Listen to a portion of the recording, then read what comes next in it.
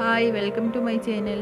അപ്പോൾ ഇന്നൊരു ബീഫിൻ്റെ റെസിപ്പി ആയിട്ടാണ് ഞാൻ വന്നിട്ടുള്ളത്. അപ്പോൾ നല്ല ടേസ്റ്റിയാണ്, പെട്ടെന്ന് ഉണ്ടാക്കാൻ പറ്റുന്നത് കൂടിയാണ്, നല്ലൊരു അടിപൊളി റെസിപ്പിയാണിത്.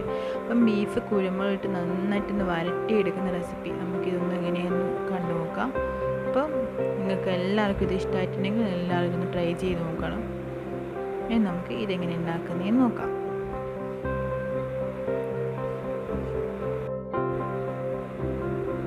ഈ ഒരു ബൗളിലേക്ക് ഇതുപോലെ ചെറുതായരിഞ്ഞ 1 കിലോ ബീഫ് എടുക്കാം. ഇനി അതിലേക്കൊരു 1/2 ടീസ്പൂൺ മഞ്ഞൾപ്പൊടി ചേർത്ത് കൊടുക്കാം.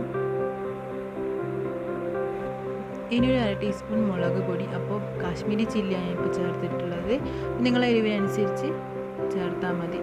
ഇനി 1 ടീസ്പൂൺ കുരുമുളക് പൊടിയും 1/2 ടീസ്പൂൺ ഗരം മസാലയും കൂടി ചേർത്ത് കൊടുക്കാം.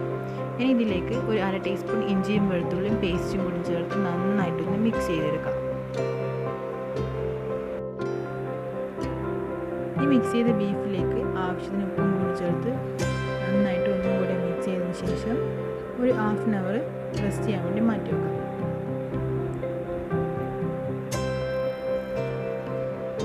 ഇനി കുക്കറിലോട്ട് ബീഫ് ഇട്ടതിന് ശേഷം ഒരു 1/2 കപ്പ് വെള്ളവും കൂടി ഒഴിച്ചു കൊടുക്കാം. ഇനി ഒരു 8 വിസിലൊന്ന് അടുപ്പിച്ചെടുക്കാം. ഇനി സ്റ്റൗവിലോട്ടൊരു പാൻ വെച്ചതിന് ശേഷം അതിലേക്ക് 2 ടേബിൾ സ്പൂൺ വെളിച്ചെണ്ണ ഒഴിച്ചു കൊടുക്കാം. അപ്പോൾ വെളിച്ചെണ്ണ തന്നെ ഒഴിച്ചു കൊടുക്കണം. ഇനി ഇതിലേക്ക് ആവശ്യത്തിന് കറിവേപ്പിലയും കൂടി ചേർത്ത് കൊടുക്കാം.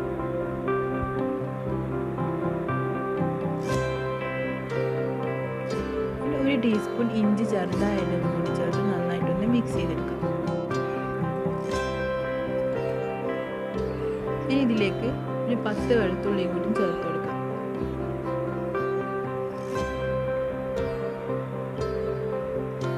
വെളുത്തുള്ളിയുടെ അളവ് നിങ്ങളുടെ ഇഷ്ടത്തിന് കൂട്ടുകയോ കുറയ്ക്കുകയോ ചെയ്യാം.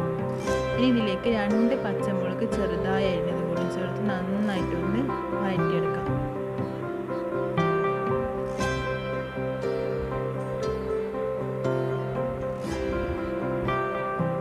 ഇനി ഇതിൻ്റെ കളറിലൊന്ന് മാറി വന്നതിന് ശേഷം ഇതിലേക്ക് ഒരു 1/2 കപ്പ് ചെറിയ ഉള്ളി അരിഞ്ഞതും കൂടി ചേർത്ത് കൊടുക്കാം.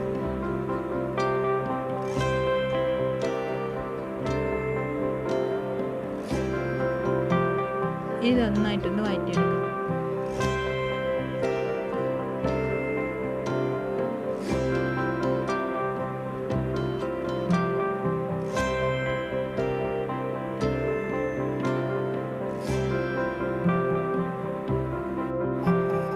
ഇതിപ്പോൾ നന്നായി വഴന്ന് വന്നിട്ടുണ്ട്. ഇനി ഇതിലേക്ക് നമ്മൾ നേരത്തെ വേവിച്ച് വെച്ച ബീഫും കൂടി ചേർത്ത് നന്നായിട്ടൊന്ന് മിക്സ് ചെയ്തെടുക്കാം.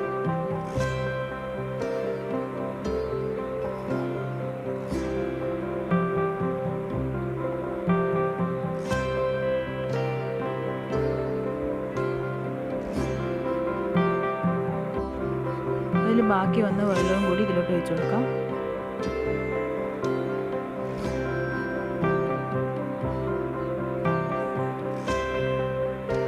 ഇനി ഇതിലേക്ക് 1 ടീസ്പൂൺ ലെമൺ ജ്യൂസ് കൂടി ചേർത്ത് കൊടുത്ത് നന്നായിട്ടൊന്ന് മിക്സ് ചെയ്തെടുക്കാം.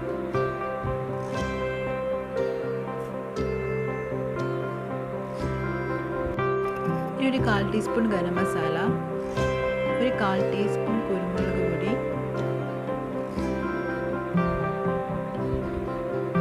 1 ടീസ്പൂൺ ക്രഷ്ഡ് റെഡ് ചില്ലിയും കൂടി ചേർത്ത് നന്നായിട്ടൊന്ന് മിക്സ് ചെയ്തെടുക്കാം.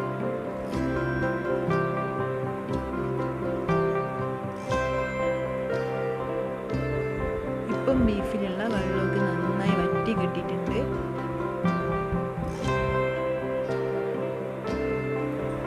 ഇനി ഇതിലേക്ക് 1 ടീസ്പൂൺ നെയ്യ് ചേർത്ത് കൊടുക്കാം. ഇനി ഇത് നന്നായിട്ടൊന്ന് മിക്സ് ചെയ്തെടുക്കാം.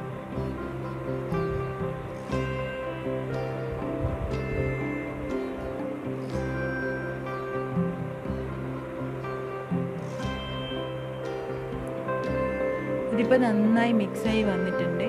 ഇനി നമുക്ക് ഫ്ലെയിം ഓഫ് ചെയ്യാം.